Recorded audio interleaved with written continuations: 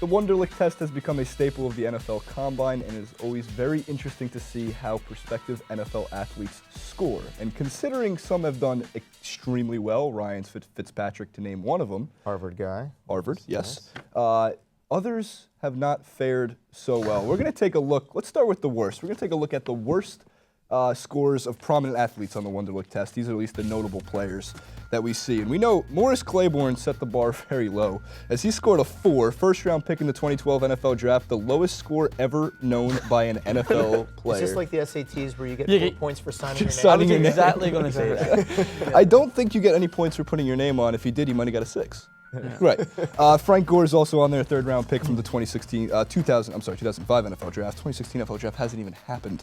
I'm predicting the future. And Terrell Pryor, Carlos Hyde also rounded out some of them. But moving forward to some of the more, I want to say, if we're going to count the test as intelligence, but intelligent NFL athletes before I get bombarded by Frank Gore because I don't want to get in his way. Ryan Fitzpatrick, as we mentioned before, a Harvard guy, as David mentioned, and Matt Stafford at 38, Colin Kaepernick 38, Aaron Rodgers 35, Tony Romo. Most of them quarterbacks. I know Eric Decker's also on the list, and it's not mentioned in the graphic. He got a 43. The test was difficult, and we all took it. I found it a little bit difficult just because of the time. We only had 6 minutes to take 25 questions, whereas the NFL athletes get 12 minutes to do 50 questions. Francis, we'll start with you. Which test question did you find the most difficult, or which type of question did you find the most difficult? It was mathematics for me. It was always struggling in school, but some of it was just basic common sense, putting sentences together. And no discredit to anyone who got a bad test on the score. I got 36, I think, and I was pretty happy with that. But it wasn't that hard. Like, I had to take the SAT test to come to America, and the maths for that had me almost in tears. Like, I'd never done maths like that, and it was so hard to try and even get into college. So I can understand the pressure of being in the time constraints, but some of those scores are absolutely ridiculous. Right. Justin, how'd you fare? I got a 28. Not so proud. Not so proud, unfortunately. But you know what? I only got one question wrong that I answered. I thought the test was actually kind of easy. It was just the time constraint that I had was rather difficult for me. So, I think if I had more time, I probably would have gotten a really high score. Right. Yeah, I found that the time constraint definitely played with you because 6 minutes, you're reading some of these questions were different, I want to say. And it reminded me partially of the SAT, but the one question I could not get my head around because I wasn't going to spend the time doing it, just guess and skip, because you don't lose points for answering it wrong, you just get no points, was if it's Thursday and 5 days before Thursday was Friday, 3 days after that was the weekend of February, what day is it today? Yeah.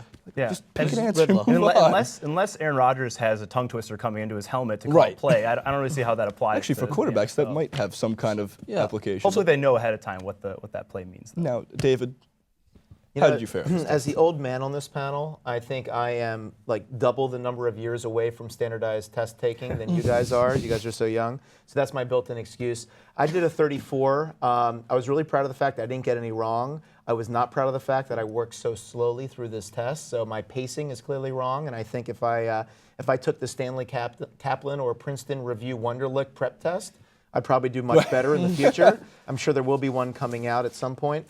But it was interesting going back to the standardized testing and trying to remember what they're even looking for with the answer. Like, what is this question trying to get you to think about? Between that and the fact that, I'm so used to being able to have my calculator on my phone, and now I need to do long division, carry the 1. These are things that I haven't thought about in a very long time. I've regressed. Right. So I want to ask, you're talking about the scores there for most quarterbacks, we get the highest scores. Does that reciprocate through the game itself? Because for me, being a fan of the game for a few years now, watching it since it came to America, it seems like the quarterbacks have to memorize a lot of plays. They have to understand a lot of instructions coming their way. Is that why they're looking for the intelligence for them to be able to handle all this information through the game? Not saying other players don't have to memorize plays, but it seems like the quarterback is the instigator that needs to memorize it all.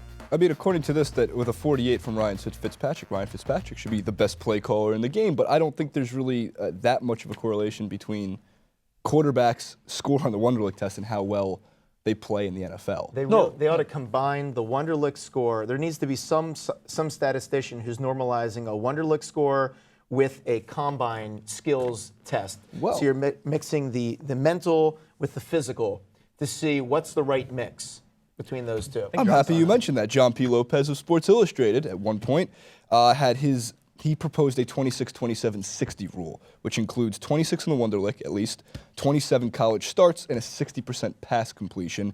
And he lists several examples, Donovan McNabb being one of them. That was basically the biggest player that became, at least made it to the Super Bowl from there. And it's a decent way to measure it. I think definitely college starts and adding the pass completion percentage with your intelligence testing results. But standardized testing, I always hated standardized testing, by the way, for the record. Because it was always, to me, a test about taking tests. And when it comes to the NFL, I think we've basically concluded here that the NFL Combine is just a spectacle that people like to watch and doesn't help predict much. And the Wonderlic, yes, certain, like Calvin Johnson, absolutely one of the best wide receivers in the NFL. I got a 41 in his test. Does that mean before he got that 41, he was going to be a great NFL player? No, I think some of it has to do with his size and stature and his just unbelievable athleticism that made him a great receiver, but it also helps that he did this well. Guys, any concluding points on the Wonderlic and how it predicts NFL success? Keep it out of soccer. We don't need it.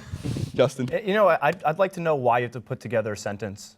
I'm not really sure. That was one of the questions we had to answer. I can't really see how that applies to There was the the one. NFL. Did you have the same question where it was like, is this a complete sentence? We're off. Yes. Yes. Exactly. You know, for me, I think I need to bring it to business, and we're going to start implementing this as a part of the recruiting process for the postgame.com. So, Justin, you're going to have to retake that test. And score higher. We'll evaluate your employment status at that point. Justin, I also scored a 28, so we're on the same page. The two smarter guys are in between us on the panel. With guys, elbow patches. with Elbow patches is where the brains today. come from. Coincidence? Very nice, very nice. Well, guys, thanks for watching the rundown. You can check out the postgame at thepostgame.com. You can check out TYT Sports at youtube.com/TYT Sports. From Francis, Justin, David, and Jason, we will see you next time.